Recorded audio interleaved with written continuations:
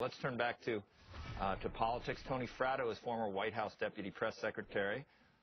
We have him with us. Always great to have him. Also, Kevin Madden, who is with the Romney campaign. Let me start with you, Tony. I'll tell you, I spent part of the morning looking at InTrade.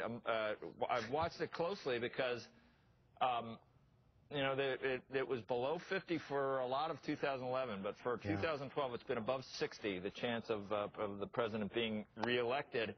But we had this infighting. We had, I think, some damage done to Mitt Romney's, I don't know, likability or to his reputation or whatever. But you had all this, you know, you didn't know he was going to be the presumptive nominee. There hasn't been much of a change now that everybody else is exiting, and he is the presumptive nominee, which seems to indicate he's got some work to do with the American people, maybe reintroducing himself. Can he do that, Tony? Yeah, I think he can. I think he has a lot of time. You love InTrade, Joe, don't you? What else should we look at? But you know, the other thing that gets me, Tony, is I watched the Gallup daily approval and I watched Rasmussen, which it's you know that stayed with a -17, -18 for the job Obama's doing. Also, 43-46 on Gallup at this point. But I think the reason InTrade stays above 60 is they look at those polls from the swing states, which are. What about the polls from the swing? Those have not budged. I wouldn't even look at them yet, Joe. Look, I mean, here's the way I look at it. I think you got to step back and stop looking. You're a press secretary. You always ignore everything and just give out your message, right? I think you got to go big picture on this and step back and look at how much time Mitt Romney has, between now and even the convention when a lot of people are going to start paying attention again. He's got a lot of time to deal with some of the attacks that he's had. He's had to deal with his questions of, whether he's too conservative. And actually, his biggest friend in trying to sell the message that he is sufficiently conservative for Republicans is President Obama, right? And we had President Obama last night at a press conference. And this will be the starkest contrast since Goldwater Johnson. President Obama will help Mitt Romney with that part of his message. Correct. On likability, he's got a lot of time. You got to bring up Goldwater and Johnson, don't you, Tony? That's really a good. It's really a good arrow in your quiver. Now you're really wow. That's beautiful. Good. How many states did he win? 6. How many are there? 57?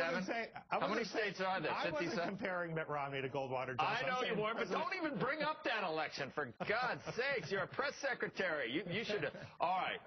That's a former press secretary talking. You should talk to the guy who's actually working for him. I'm going to talk to Kevin right now because I'm going to let you know. My friend Andrew, I think the Romney campaign almost had you until the Swiss bank account. Kevin, can you explain why someone has a Swiss bank account? Well, I can. I'm not a financial advisor. I mean, I understand that people like to have flexibility as far as it comes to diversity. Diversity. Does it mean you're definitely a felon? I think what happens with Governor Romney's in his particular situation, he had a blind trust that was managed by a trustee, and the trustee was the one who was making these decisions absent any input from the governor. So how's that? It wasn't me. No, but it was a blind trust. It was someone else. Yeah, it wasn't me. Right. It wasn't me. This guy put the dog on the roof too. Your viewers know that that in a global marketplace that there are those type of options are all around. So. Kevin, does the campaign think about? I don't know, Tony doesn't want to talk about it, but has there been some damage done that they think is reversible at this point? Look, I think the mistake a lot of people make when they look at presidential campaigns, particularly now that we've gone through a primary process and we're about to enter a general, is that look opinion as an event versus it being a process.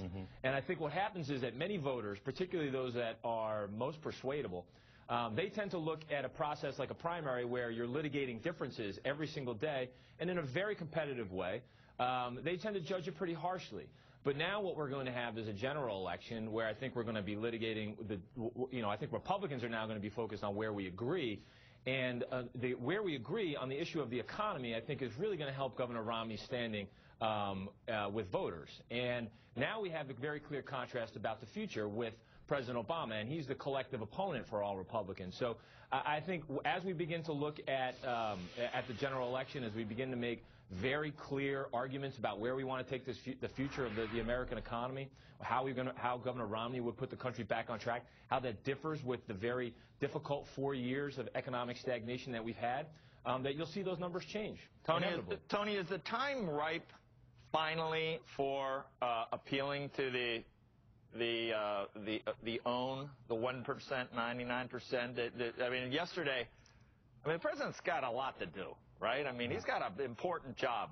So now he's going to a swing state, talking about something that's not going to pass, the Buffett rule, talking about it, that would only raise $47 billion over the next 10 years. But Axelrod and the others have decided this is going to be the time that this class, the politics of envy, this is the election that's going to work, is it? No, actually it won't. It's not the first time that kind of messaging has been tried. I mean, you can go back over the last 6 or 7 presidential elections, and you've seen the Democratic candidate try to make the class warfare argument, and it has simply never. Yeah, it has simply never ever worked, right? I mean, it's not.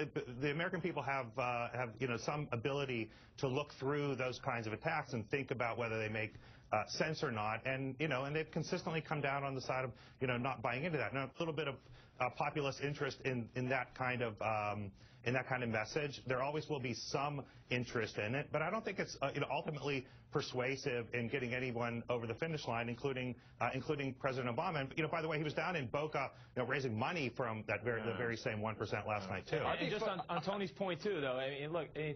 President Obama, he ascended to the presidency by being somebody who said he was going to bring everybody together. This is a pretty divisive message. And it's in many ways, since it's trying to drive people apart, it's cynical, and it's not, and the aspirational candidate always wins. Hey, if you get 444 to 0 on the budget, that brought, I mean, that's really solid. Yeah, that's a solid number. Together. That is bringing, who's your Veep pick, Tony? My Veep pick? Who's your Veep pick? Why not? You're eligible, aren't you? If asked to serve. If asked, you will not decline. Exactly. I got the greatest job in the world. I want to finish what I've started here. Seriously, who's your Veep pick, Tony? Oh, I honestly, I don't have a list. I don't have a list yet. Give me one. Give me one name. Who well, you know who I want is our good friend from the great state of Ohio, is Rob Portman. Attaboy. Yeah. Right? He is our friend. He is solid. He is. He's a great friend of CNBC, and so wouldn't it be great to have a great friend of CNBC in that job? Yes. Yes, but I wouldn't even have to sneak in. I wouldn't have to be the Salahis. I could actually probably get invited to one of those. But and Kevin, does he satisfy the first rule of do no harm? We have, remember Eagleton? You probably don't, but I mean, Dan Quayle for a while looked like it was. And then you got Sarah Palin, the queen of violating that rule, I think. Well, you're very smart to ask me about the V process, but I'd be dumb to answer. So, but I will say that I think that Governor Romney's going to approach it with all the same seriousness that he approaches any big dispute. Boy, but he is. When you ask him, he's up to. He's like could run a think tank on free market policy. He could be a hammer. He would very be inspirational. Phenomenal. Candidate. He would be great. He says he won't do it. Who's the third one that they talk about? That guy with the great hair from Virginia. Got great Governor VP hair. Yeah. Great hair. Great VP hair. I don't think you want to double down on the really great hair thing. You like hair diversity on a ticket. Look at you. They doubled down on you. You look like a Romney clone. I mean, they doubled down on you. You're eligible with the great hair, Kevin. Gentlemen, thank you. Appreciate it. I enjoyed talking to you. Hopefully have you on again. As always. Between now and November, you'll be back. I'm sure they'll be back many, many times. We're following two big